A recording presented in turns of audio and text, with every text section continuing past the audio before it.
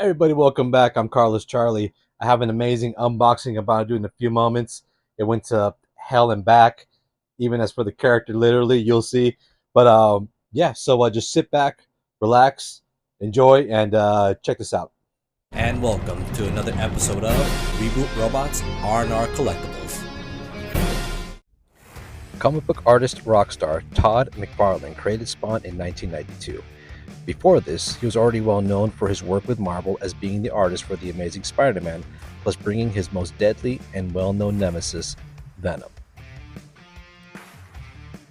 He then left to help form Image Comics, giving the anti-hero that he created during his high school years a home. The first issue alone sold 1.7 million copies, which broke record for an independent comic book, and also breaking off into movies, television series, video games, and its most monstrous toy line, which is still growing to this day. Spawn is now one of the longest running comics, with also different variants, helping Image Comics become the third largest comics publisher in the United States. So yes, that's my thing on Spawn, and it really hits a spot for me because, like I said, the comic came out in 1992. It was a huge hit, and I was only 12, so my stepfather used to take us to the comic book store once a week, and somebody had Spawn on the counter, and I think he was talking to one of the customers about the artist. And as a kid, I didn't know much about artist names. I don't know much about that. I only like covers. I love shiny covers. But if something looked cool, I would buy it.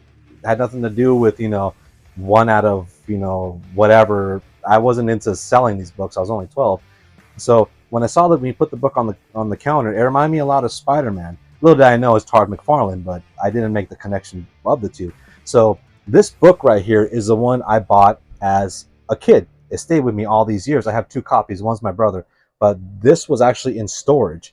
And I went back to the storage 2 years ago to get all my comic books back. I have 3 long boxes of all kinds of comics since I was a kid. So yeah, and the thing is, what got me on the comic is that when I read it, I remember how deep and dark and the suggestive themes it had in the comic. This was my first anti-hero that I was like, wow, this guy is awesome.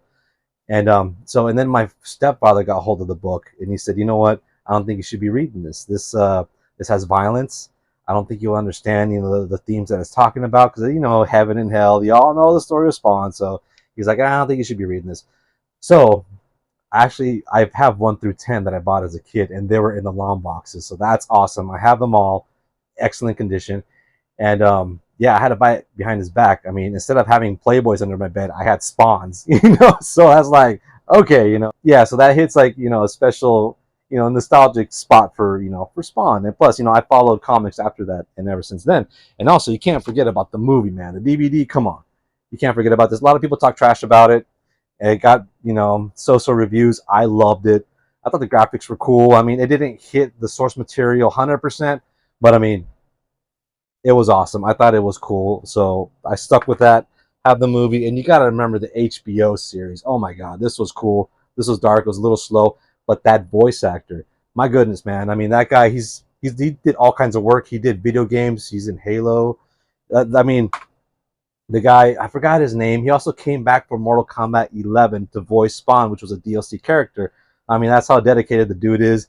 Awesome guy, dude. I mean, that's amazing. Of course, caught some compendiums, and these are thick and heavy. So yeah, I mean, I love the world of Spawn. I love what it is. So I mean, I think enough history about this. So let's get to these huge boxes, and also a huge shout out to Bradley. Bradley, I don't know his last name. I call him Bradley Statue Hunter. So because that's what he does. He has all kinds of awesome statues. I saw his room, all kinds of custom pieces. Very cool guy. Thank you so much, Bradley. I mean, ever since this guy, waltzed into my life, I mean, he sold me the Curse of Spawn, which is my previous video, which is an amazing piece. And when I bought that, he's like, oh, I see you like Spawn. Hey, you want to take this off my hands? I'm like, yes, sir. I mean, let me help you make space in your house. So it's like, you know what? We're helping each other out. I got a piece, and plus now he has space in his home because these pieces are massive. You can see how big the box is. I think they're almost 60 pounds each or 50 pounds each. So it gave me a little bit of difficulty lifting through the door because of the sizes and everything else. So yeah, you can see here Max Spawn. It's made by Mac Studio. Like I said, custom pieces. I don't remember the name of the artist, but I know that it has a touch of XM Studio somewhere in there because I think they did some sort of packaging. I mean, not through XM Studio, but it's like it has a little hint of it. So I know there's a huge story behind that, but I don't know much about it. All I know is that this piece is amazing. I'm about to open it up. This is Mac Spawn 1, SP01. I think this is the base, 420. Not sure. Well, everyone knows 420 is, but this is 32 out of 50. So there's only 50 pieces made of this, and this is number 32. So with that, yeah, let's get these open.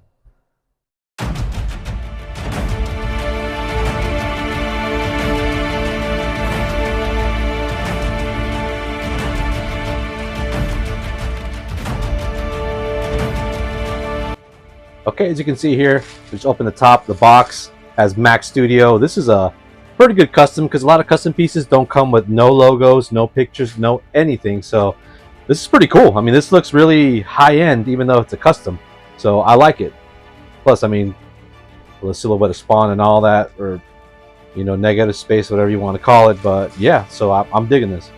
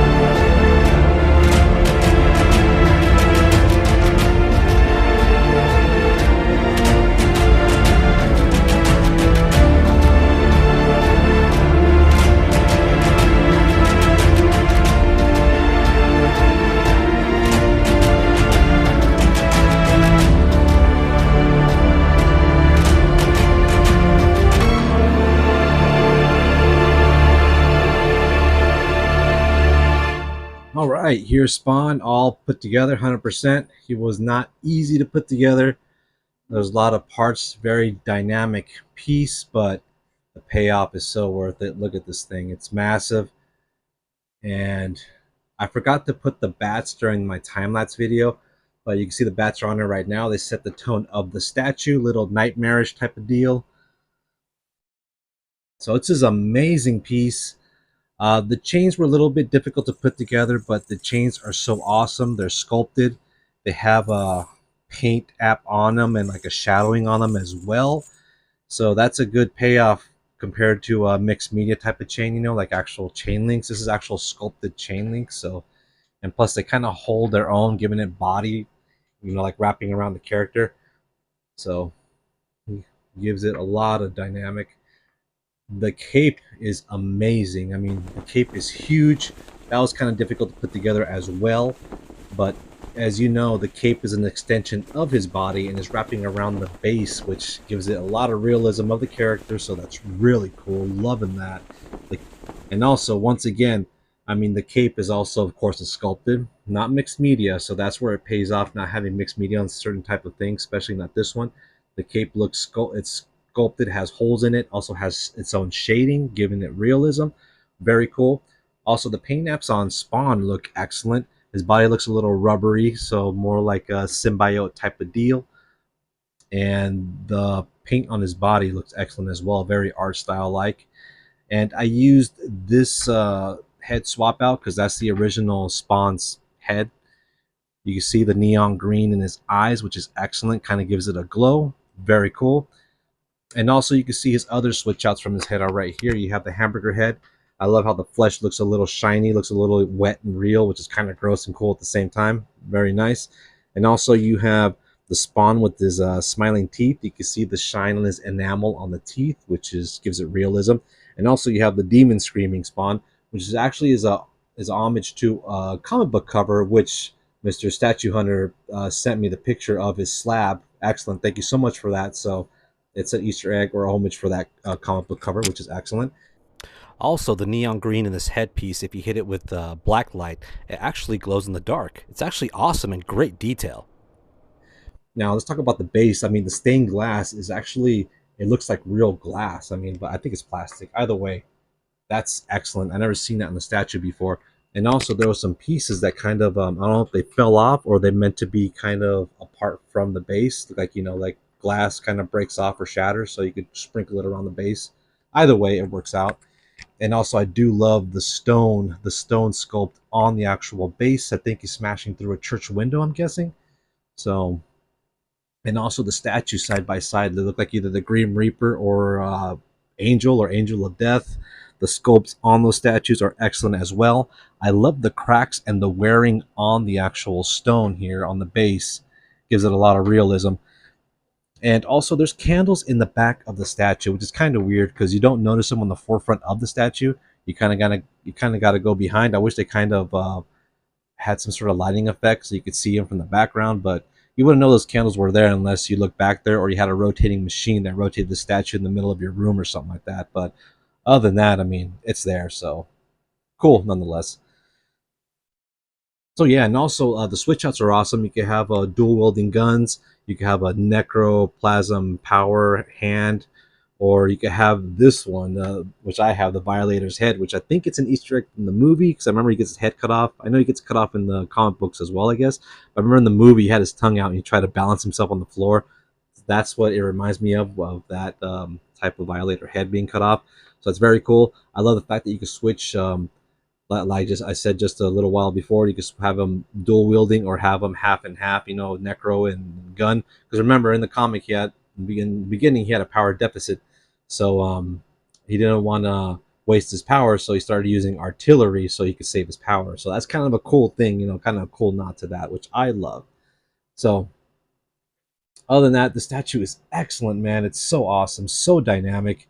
I'm just worried about moving him because it looks like he has a lot of brittle parts. I don't want him to break. But other than that, if you are a Spawn fan, this is a must get. But I must remind you that there's only 50 of these made in the entire planet. This is number 32. So getting these will be extremely hard. You got to definitely buy it from a reseller. So that's That's crazy. Careful with those eBay statues from China. Supposedly they're like duplicates of this, or was it duplicate casting or cold resin casting or something like that. I haven't seen anyone buy one of those yet, but I mean, just be careful with those. Oh, and also forgot to tell you about the bust. How these heads are on this nightmarish looking bust. I think it's awesome. It looks gross and cool at the same time too. So very cool addition. But other than that, this is an excellent piece. Looks so awesome. And also there's a switch out for the boot. You could put the spike boot instead of the actual normal boot. But the thing is, to put the spike boot, I gotta take this guy apart, and I don't want to do that again. Right now, it's already late, so I'm like trying to wrap this up. But maybe when I move homes or something like that, I'll put the other boot, for boot season or something. But yeah, this piece is incredible, man. The guy did an incredible job on this, and I think this his last piece. Then he kind of just he kind of jumped out of the game after that. So, but you know what? For being the last piece, this is excellent. I'm loving it.